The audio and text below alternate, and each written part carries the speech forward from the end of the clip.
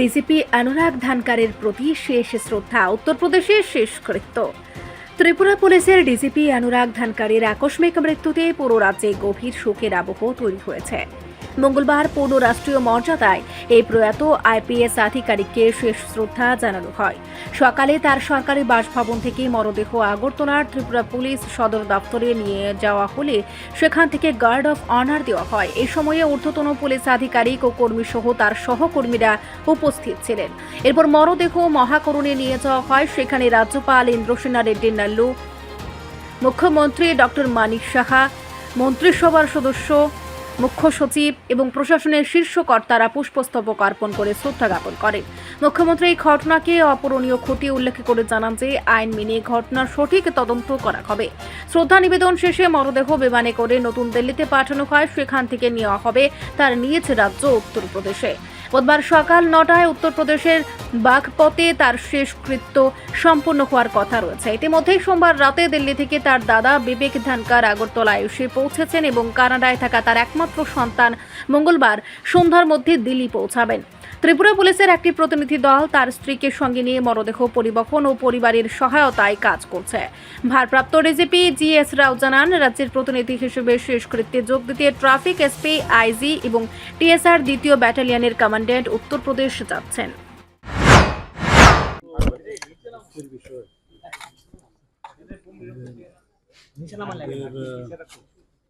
ত্রিপুরা পুলিশের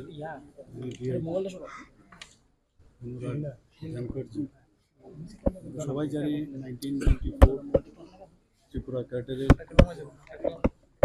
1994 হয়েছে এবং ওনাকে আমি কদিন ধরে থেকে ডিজি হিসাবে উনি জয়েন করেছেন। মানে ওনার উপর আমার পুরো ভরসা ছিল। যেখানে ল অ্যান্ড অর্ডারের কথা আছে, উনি যেহেতু আছেন আমি নিশ্চিন্ত ছিলাম যে ল অ্যান্ড অর্ডার নিয়ে আমাদের কোনো সমস্যা হবে না। কারণ ওনার যে কর্মক্ষেত্রে যে ওনার উল্লেখযোগ্য যে সফলতা আমাদের সবার জানা এবং উনি যেভাবে উনি প্রফেশনালিজম যাকে সেটা কিন্তু ওনার কাজের মধ্যে আমরা দেখে গেছি। আপনারা জানেন যে গত 18 তারিখও যখন আমাদের ত্রিপুরা পুলিশের পাসিং আউট প্যারেড আমি গিয়েছিলাম, সেখানেও বেশ সুন্দরভাবে ওনার সাথে কথা হয়েছে। প্যারেড শেষ হওয়ার পর উনি ওনার বক্তব্য দেওয়ার পর আমার বক্তব্য আমি দিলাম এবং যখন আমরা একত্রিত হয়েছি এখানে চা খেতে, ওনার মিসেসও ছিলেন, আমরা বেশ সুন্দরভাবে কথা বলেছি। কিন্তু ভাবতেই পারিনি যে এরপরই এরকম একটা ঘটনা ঘটতে পারে। গতকাল তখন আমি একটা মিটিংয়ে ছিলাম, যখন একজন সিনিয়র পুলিশ অফিসার আমাকে বললেন, স্যার এরকম ঘটনা হয়েছে, সাথে সাথে আমি এবং আমাদের চিফ সেক্রেটারি মহোদয় এবং অন্যান্য যারা সেক্রেটারিরা রয়েছেন সবাই আমরা সেখানে দৌড়ে গেলাম। যেহেতু আপনারা সবাই একটু বছরে জেনেছেন কি হয়েছে এবং ওনার অফিসের মধ্যে গিয়ে যা জানলাম এবং তখনও উনি বাথরুমে, সেই বাথরুম থেকে তারপর ওয়েট করছিল সবাই যে ফরেন্সিক টিম আসবে। ফরেন্সিক টিম আসার পরে কারণ তারা ফরেন্সিক টিম না আসলে কিন্তু এখানে কিন্তু ওনাকে যে হ্যাঙ্গিং অবস্থায় উনি ছিলেন তাকে নামানো যায়, সবাই জানে। ফরেন্সিক টিম আসার পর যখন ওনারা ওনাদের হাতে নিলেন, তারপর আমরা বেরিয়ে আসলাম এবং সত্যি আজকে অত্যন্ত একটা এমন একজন ব্যক্তি যার উপর ল অ্যান্ড অর্ডার সারা ত্রিপুরা, এবং আপনারা জানেন উনি আসার পর থেকে ত্রিপুরা ল অ্যান্ড অর্ডার নিয়ে আমরা খুব গর্ববোধ করতাম। সব জায়গায় বলতাম যে Tripura law and order situation ভালো নেই এবং অত্যন্ত সজ্জন ব্যক্তি ছিলেন। এবং ওনার সাথে আমার যখনই কথা হতো একটা কোর্ডিয়াল টক হতো। লাস্ট টক হয়েছিল ওই যে 18 তারিখ, আপনারাও ছিলেন অনেকে হয়তো, যেহেতু লাস্ট দেখা এবং কথা, তারপর তো এরকম একটা ঘটনা ঘটলো, মানে ভাষা নেই কোন ভাষায় এরকম একটা মানে আনন্যাচারাল ডেথ। এবং গতকালও আমরা যা শুনলাম যে আসলো আপনার প্রিলিমিনারি যে আমাদের পোস্টমর্টম রিপোর্ট, সেখানে বলা হয়েছে ফাঁসি দেওয়ার কারণেই ওনার মৃত্যু হয়েছে। বাকি তো আপনারা সবাই জানেন, ওনাকে রিসাসিটেশনও করা হয়েছে, হসপিটালে পাঠানো হয়েছে, ডাক্তারবাবুরা চেষ্টা করেছে যা করে যা স্টেপস। সত্যি আজকে ওনার যে স্থানটা আমার মনে হয় না এইভাবে কেউ আর পূরণ করতে পারে। এটা মানে একটা সরকার চালাতে গেলে একটা ফিল গুডের যে একটা অবস্থা ছিল না, উনি আমার সাথে ছিলেন বলে উনি যেকে খুব আমি সবসময় একটা সুন্দর একটা সিচুয়েশনে আমি নিজেকে ফিল করতাম যে আমি যেহেতু উনি আছেন সমস্যা হবে। কিন্তু কী করবো, এখন পোস্টমর্টমের আর একটা রিপোর্ট আরও যেসব আসে, প্রিলিমিনারি রিপোর্ট তো এসছে। আমাদের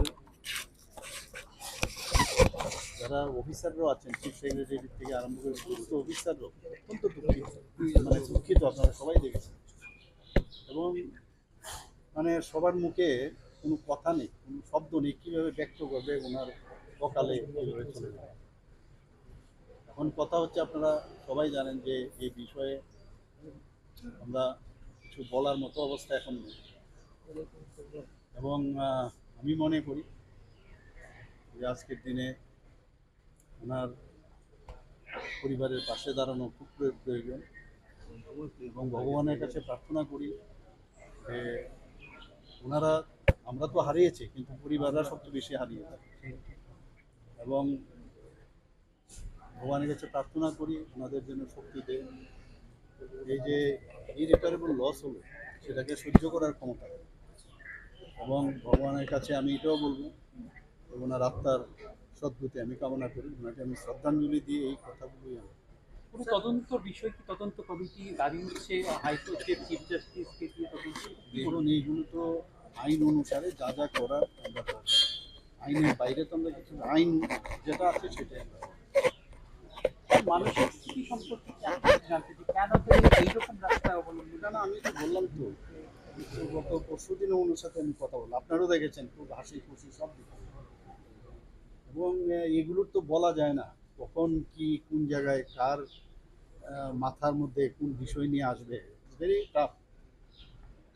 পোস্টমর্টম তো এমনি হবে, পোস্টমর্টমের পরে কি কারণে হলো, দিস ইজ ভেরি ডিফিকাল্ট এই বিষয়ে পার্টিকুলার। পরিবারের মানুষের সঙ্গে কথা বলেছেন আপনি?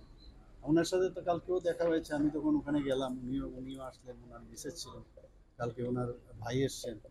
তো ভাই আসার পরেই ডিসিশন হলো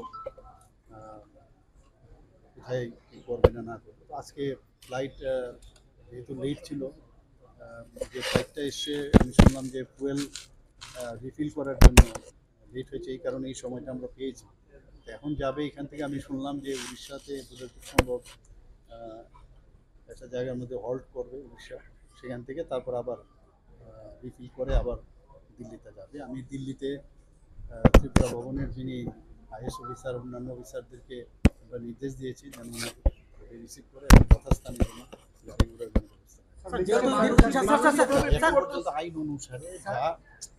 আইন অনুসারে যা যা করার অলরেডি পুলিশ কেসও হয়েছে, তো যা আইন বলবে সেই আইন অনুসারে। স্যার, যেহেতু দীর্ঘদিন ধরে আপনার ওনার সাথে একটা পরিচিত আছে, এরকম একটা লোক কি বলবো, আমি তো বললাম দাদা, এই ধরনের ঘটনা আপনারা অনেক সময় আমরা শুনি দেখি, তো you can't read the mind. এরকম একটা হাই অফিসিয়ালের মৃত্যুর তদন্ত কি থানা পর্যায়ে চলবে নাকি তার উপরে? তো আমি আইন অনুসারে, যেহেতু এটা তো আনন্যাচারাল ডেথের মধ্যে যে ধরনের ডেথ হয়েছে, তারপর আইন মাফিক যা হবে তাই করব। স্যার, বিরোধীরা একটা অভিযোগ কালকে, আমি এই বিষয়ে কোনো কমেন্ট করব না। Thank you. মানুষ রিপোর্ট সংবাদ প্রতীক্ষা।